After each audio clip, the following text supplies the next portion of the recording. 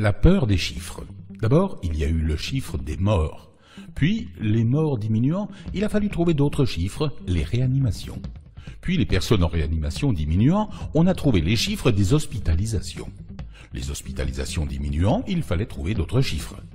Alors, on a testé en masse pour obtenir ces chiffres et on a eu l'épidémie des cas, c'est-à-dire des gens pas malades mais qui ont côtoyé le virus. Puis, pour culpabiliser tout le monde et augmenter les chiffres, on a inventé les cas contacts. Malheureusement, l'arnaque des tests PCR fut révélée. Le temps de trouver de nouveaux chiffres, il fallait maintenir les gens dans la peur, alors on a trouvé le variant, puis, pour plus d'effroi, le virus mutant. Puis le virus mutant hyper contagieux, puis le virus mutant hyper contagieux hors de contrôle. Et puis, voici la dernière trouvaille machiavélique qui va permettre de retrouver des chiffres tout en maintenant la peur, utiliser les enfants. Ni malade ni contagieux, un test salivaire sur mesure va pourtant permettre de refaire du chiffre en les testant en masse à la rentrée. Les ferait-on passer pour des malades du Covid pour entretenir la peur? Alors la réalité c'est quoi? Parlons plutôt des survivants au Covid. En France, 99,965% des personnes contaminées ont survécu au virus. En Angleterre, 99,972% des personnes contaminées ont survécu au virus. En Italie, 99,957% des personnes contaminées ont survécu au virus. Aux États-Unis, 99,983% des personnes contaminées ont survécu au virus. Ce sont des chiffres officiels que l'on ne vous présente jamais parce qu'ils sont rassurants. Quel est donc l'intérêt de faire peur à toute la population? Personne ne se pose la question.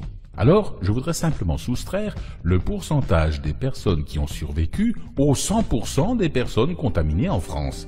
Le résultat, c'est que 0,035% des personnes contaminées en meurent, et principalement des personnes âgées ou atteintes de pathologies lourdes et multiples.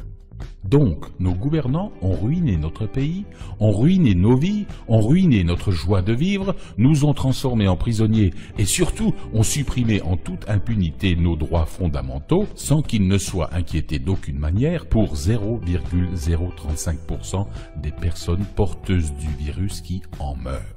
Je dis bien 0,035% des personnes porteuses du virus, ou supposées comme telles, les tests n'étant pas fiables à 100%.